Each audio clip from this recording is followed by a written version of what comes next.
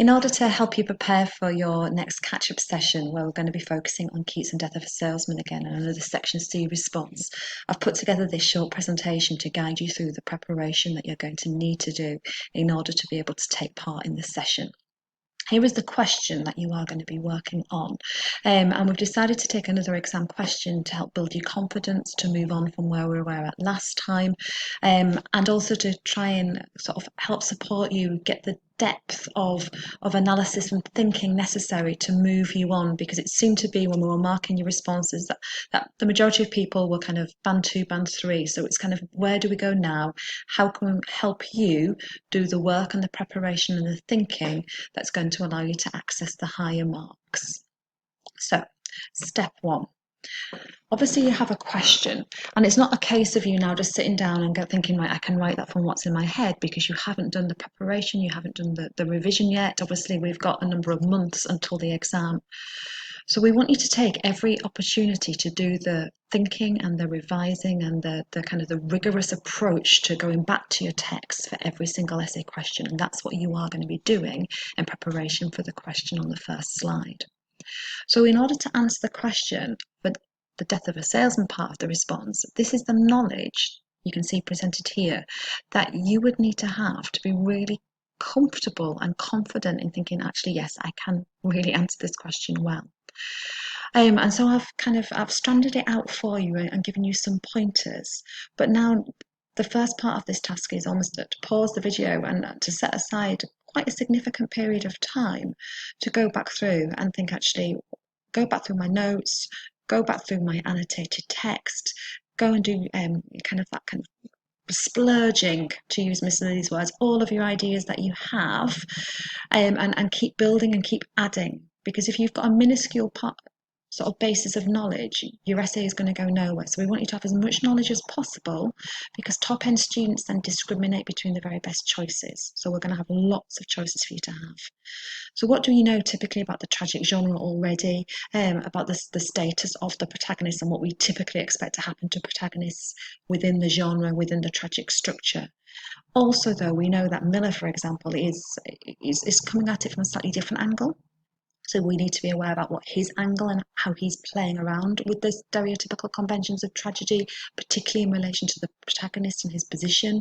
What do we know about that? What can we remember? What do we reread? What do we go back and find in our notes and collect all of that information? I also need to be thinking about, obviously, where the question is taking me. So it's telling me that protagonists are exceptional.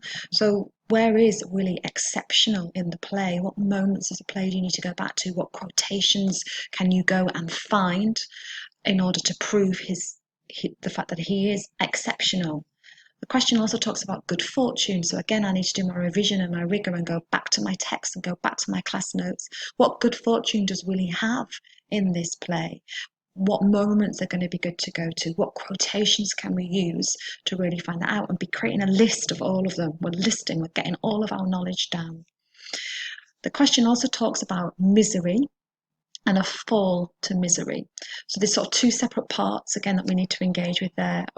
What is Willie's misery? How does that misery manifest itself? What moments in the play, what quotations are absolute evidence, really concrete proof of this? And again, that fall to misery, the fact that there is a turning point, a tipping point somewhere. Again, where would that be? What moments could we go to talk about that? And crucially, once I've started to get those ideas and I've looked at the narrative happening in the play, I need to do AO2 as well. So what is it about how Miller actually writes and constructs this play? What choices does he make, other than simply the things that happen to Willie and the things that Willie says, that also help me to understand this essay question slightly more? This will take time. This is not glamorous work. It's a hard effort and hard mental graft, and you have to go back to your text. You have to reread moments of text. You might even watch Death of a Salesman again on digital theatre with this focus in mind, and be writing all of the time all of your ideas. Once you've done the first set of ideas, come back to them, add more detail, build and grow. What do you not know? What do you need to go and look up? What do you need to ask somebody else about? But you are pushing yourself constantly, and you need as well to do exactly the same for Keats. Now, I would always say that when I'm thinking about this question, there are 4 Keats poems to work on. I'd be sensible and I'd think about kind of really working on 2 that I think would work for the question. So I would I think about all 4, but I would only really do the rigor for this question on 2 of them. And then with other questions, other poems you'll be doing the rigor on. But this is to help you manage your time. But again, I need to go back and make sure that I'm absolutely secure on the genre of tragedy and what the protagonist's status ought to be, and structurally what typically happens to a protagonist. I'd need to make sure I knew my poems well enough to make the very best choices. And obviously you might choose to write about 2. So that's why I'm talking about working on 2 at the moment. And then obviously I need to make sure that I know those poems incredibly well. And it might be that you go back to the videos that are on YouTube to listen to us talking about the poems. It might be that you do, as I say, kind of go back to your annotations, go back to your class notes, and then again, link it to the questions. Where is their exceptionality? Where is their good fortune? Where is their misery? And what are their best moments? And crucially, what methods? So again, this is going to be another pause of the video. This is going to be another significant chunk of time that you need to be thinking and working and listing and recording and building that knowledge. You can't go anywhere without a secure foundation of knowledge. So you've got to invest the time here.